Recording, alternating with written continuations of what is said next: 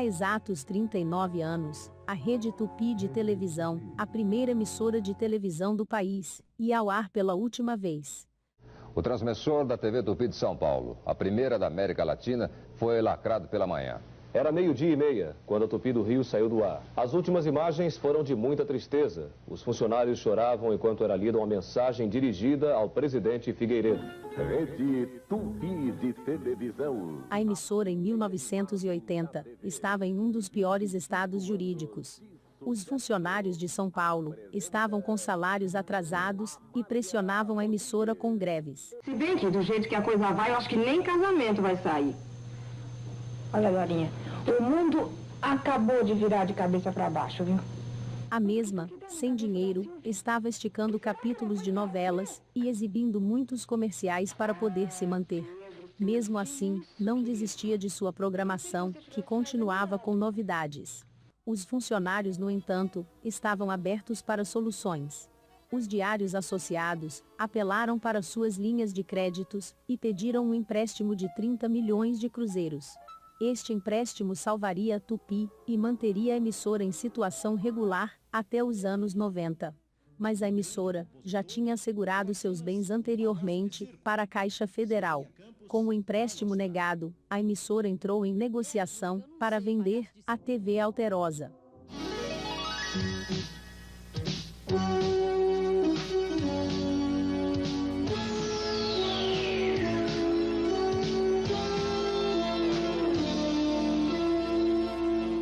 Uma de suas emissoras em Minas Gerais, com finanças bem constituídas.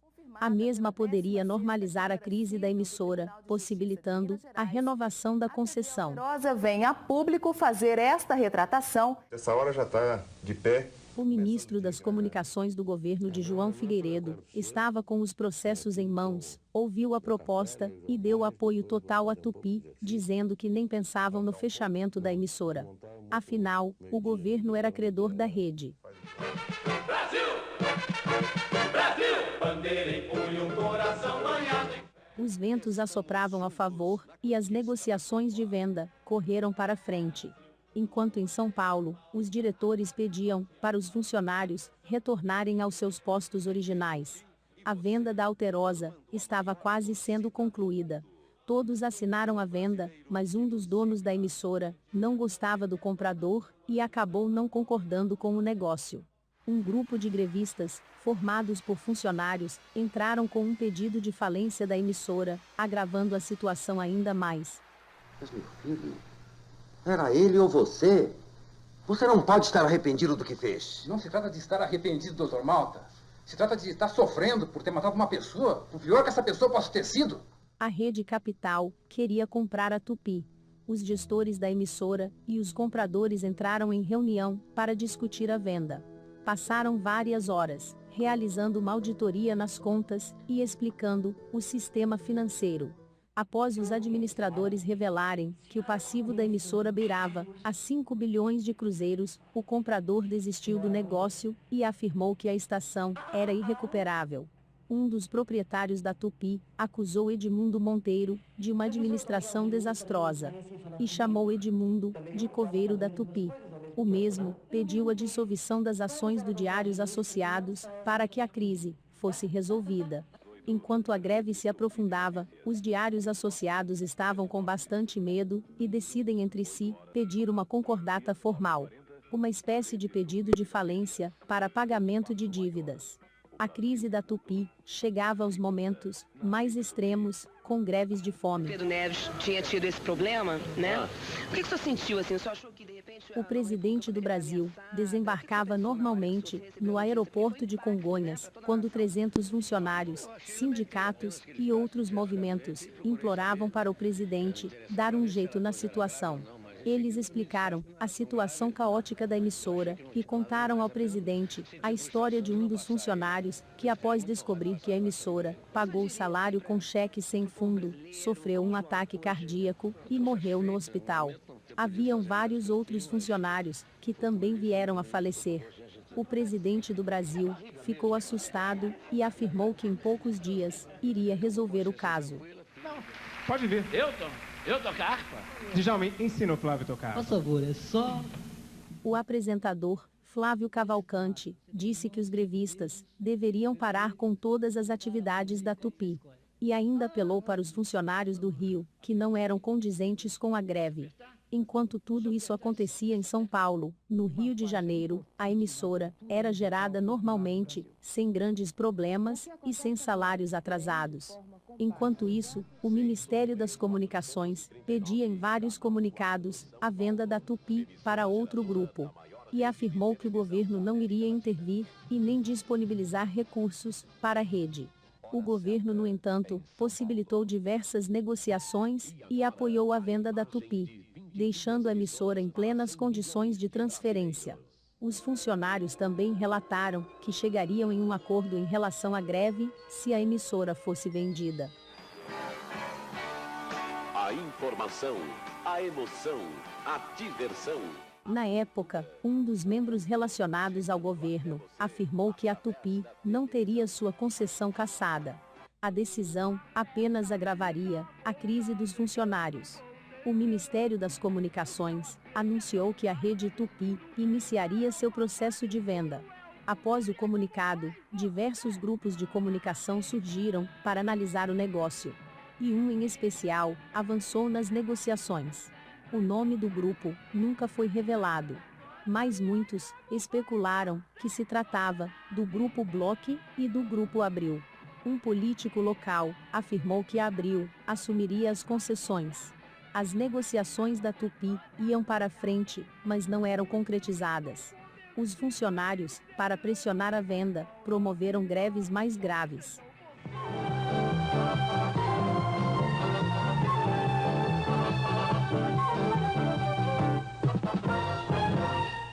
Os transmissores da Tupi em São Paulo foram desligados e a emissora ficou fora do ar. Algo imperdoável na lei brasileira e que poderia render a cassação da emissora. O governo ainda aguardava a venda da Tupi e publicou uma ordem para permitir a greve dos funcionários. Sendo assim, a emissora não seria extinta. Olê, olá, hoje a criança botando pra quebrar. Olê, olá, hoje a criança botando pra quebrar. No Rio de Janeiro, tudo ia muito bem, os salários estavam em dia. E não haviam muitas reclamações. Depois da demora na venda da emissora, foi realizada uma grande reunião, com diversos ministros, e com o presidente do país, para solucionar o futuro incerto da rede Tupi. Após calcular as dívidas da emissora, debater sobre o assunto, e pensar sobre as concessões, a compra da Tupi foi considerada completamente inútil, diante as dívidas bilionárias que a empresa mantinha. Inicialmente, apenas a concessão de São Paulo e Rio de Janeiro seriam cassadas. Porém, foi levado em conta que os diários associados estavam em péssimas condições financeiras. O governo queria possibilitar a formação de uma nova rede de televisão no país. E com as concessões sendo utilizadas pela Tupi, isso não era possível. Mais tarde, a decisão saiu. Foi decretada a não renovação de uma boa parte das emissoras componentes do Diários Associados. A reação dos funcionários, após descobrir a extinção da emissora, foram as mais diversas. O clima de desolação era muito grande. Mesmo assim, a maioria continuou com as suas atividades normais, até o último minuto, implorando para que o presidente viesse a revogar a decisão. Mas infelizmente, não deu certo. Em julho de 1980, a rede Tupi ia ao ar pela última vez em sua história. Vários técnicos do Dentel, em várias regiões, acompanhados com policiais, se deslocaram para lacrar os transmissores.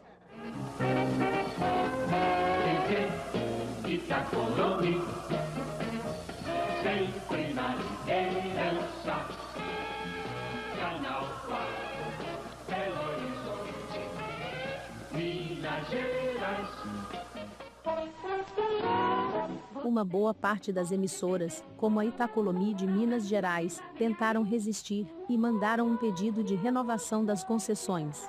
Mas tiveram seu pedido negado e nem entraram no ar. O clima foi muito pesado e poucos ficaram para assistir à cena da lacração, que foi pacífica.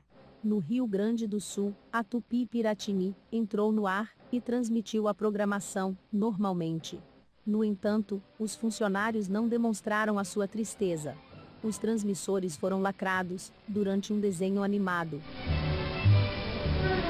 Em Pernambuco, na TV Rádio Clube, a despedida foi muito triste. Mesmo proibida de transmitir a lacração, a emissora fez questão de exibir os últimos minutos derradeiros de sua existência.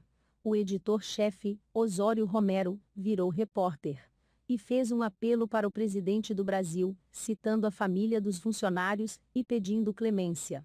Um cinegrafista chorou bastante e ressaltou que a Clube era considerada como um lar dos funcionários. Em Fortaleza, na TV Ceará, o Dentel, acompanhado de vários policiais, chegou na emissora e começou a lacrar os transmissores de imediato. Enquanto isso, era lida uma carta, pelo animador, Augusto Borges. O cantor Fagner, marcado pelas suas apresentações, estava presente no local e falou uma das últimas palavras. Logo em seguida, os dois se abraçaram e choraram juntos. Afinal, chegou o momento. Essa foi a última frase dita pelo canal.